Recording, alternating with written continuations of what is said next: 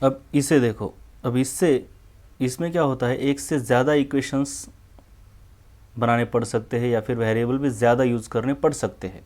ऐसा कुछ नहीं होता कि वन वेरिएबल या टू वेरिएबल, आपको 4 5 भी वेरिएबल यूज़ करना पड़ सकता है। तो एक एक सेंटेंस का पहले मीनिंग समझ लेंगे।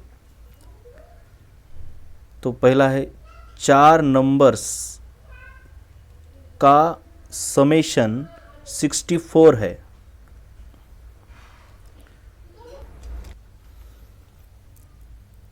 तो अगर आप पहले में 3 ऐड करते हो,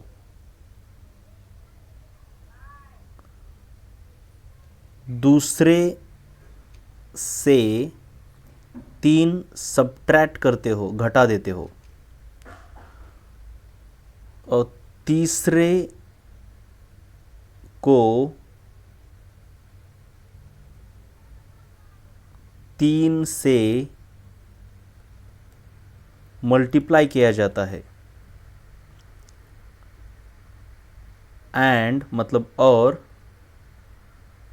चौथे को 3 से डिवाइड किया जाता है, तो सभी का उत्तर यानी जवाब यानी रिजल्ट एक समान आता है। तो उन नंबर को फाइंड करो। एक्चुअली दूसरा ही पूछा है।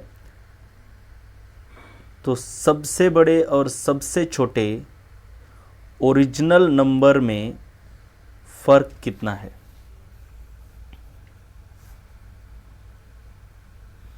चलो सबसे पहले तो देख लो, the sum of 4 numbers is 64, मतलब 4 नंबर का समेशन 64। तो 4 नंबर मान लो कि x y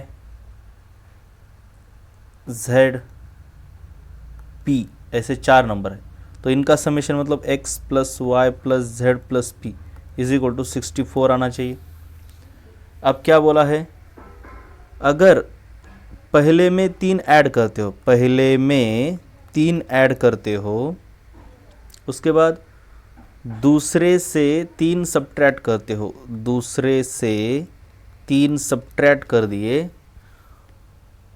तीसरे को 3 से मल्टीप्लाई किया, तीसरे को 3 से मल्टीप्लाई किया, और चौथे को 3 से डिवाइड किया, इस चौथे को 3 से डिवाइड किया, यह है चौथा।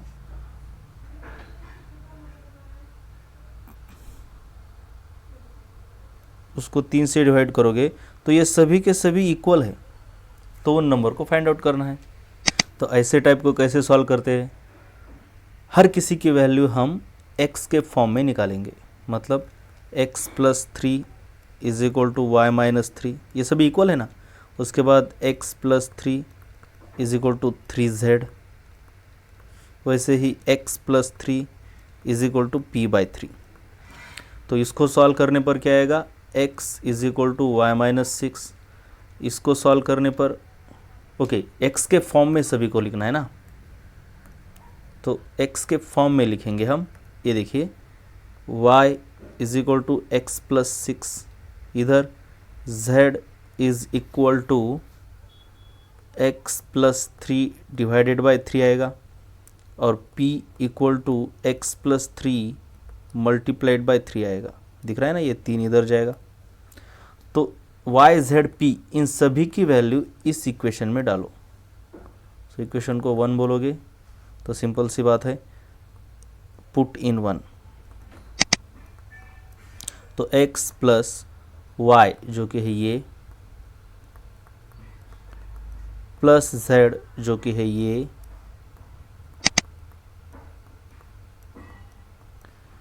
प्लस p जो कि है ये,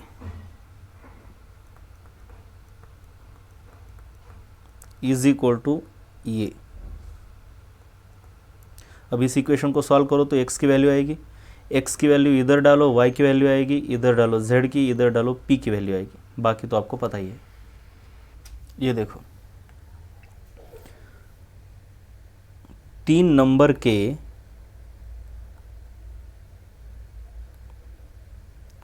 स्क्वायर्स की सम 138 है। इसका मतलब मान लो कि 3 नंबर है x y z, तो इनके स्क्वायर्स की सम यानी समेशन 138 है एडिशन, जबकि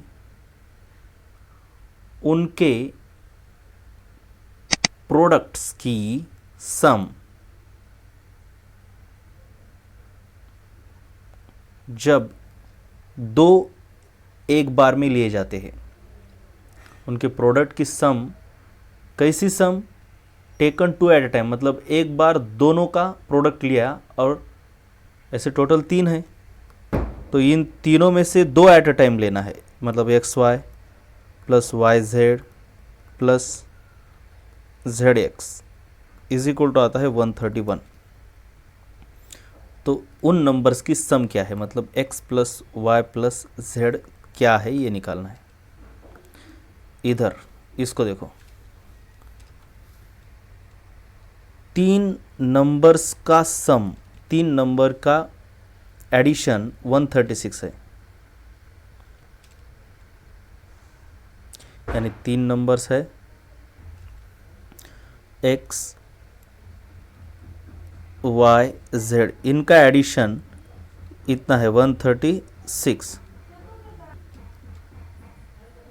पहले और दूसरे के बीच का रेशियो है 2/3, यानी कि पहला और दूसरा उसके बीच का रेशियो है 2/3, और दूसरे और तीसरे के बीच का रेशियो है 5:3, यानी कि y बाय z इज 5/3।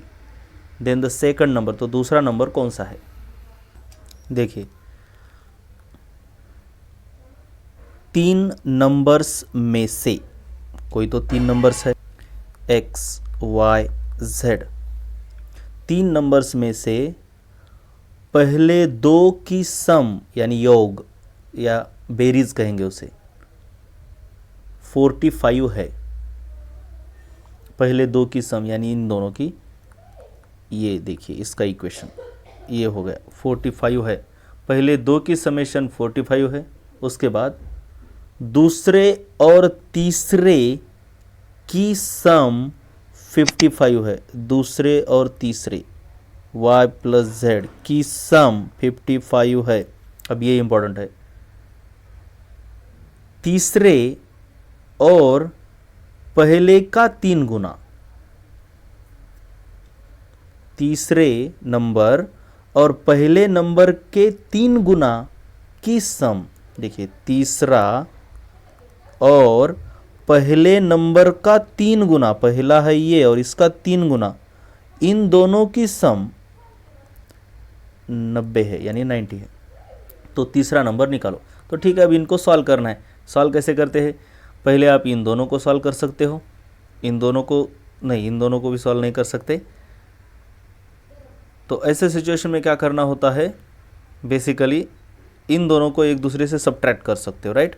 इन दोनों को अगर सब्ट्रैक्ट करोगे तो x plus Y is equal to 45, और इसको सब्ट्रैक्ट किया तो ये minus Y minus Z is equal to minus 55 आएगा। तो ये और ये कैंसिल होगा, x minus Z is equal to minus 10 आएगा, या फिर z minus X is equal to 10 होगा। तो अब ये इक्वेशन है और ये इक्वेशन है, तो z plus 3x is equal to 90। अब इन दो इक्वेशंस को सॉल्व करोगे तो x और z मिलेगा, और x और z मिलने के बाद आप इसमें अगर x डालोगे तो y मिल जाएगा, ठीक है। इसमें बोला है 42.5 मीटर लंबे रॉड से 85 सेंटीमीटर लेंथ के कितने टुकड़े काटे जा सकते हैं। लेट x टुकड़े काटे जा सकते हैं।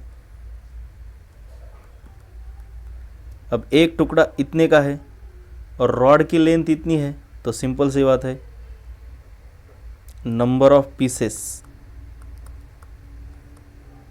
क्या होना चाहिए, total length divided by length of each piece, length of each piece. Total length है इसकी 42.5 मीटर और ये है इसके एक पीस की लेंथ यानी कि 0.85 सेंटीमीटर में है, इसलिए मीटर में लिख रहा हूँ 85 मीटर। तो इसमें x मानने की कोई ज़रूरत भी नहीं थी, एक्चुअली ये लेंथ है, तो डायरेक्टली आंसर आ रहा है आपका, ये इक्वेशन की कोई ज़रूरत नहीं।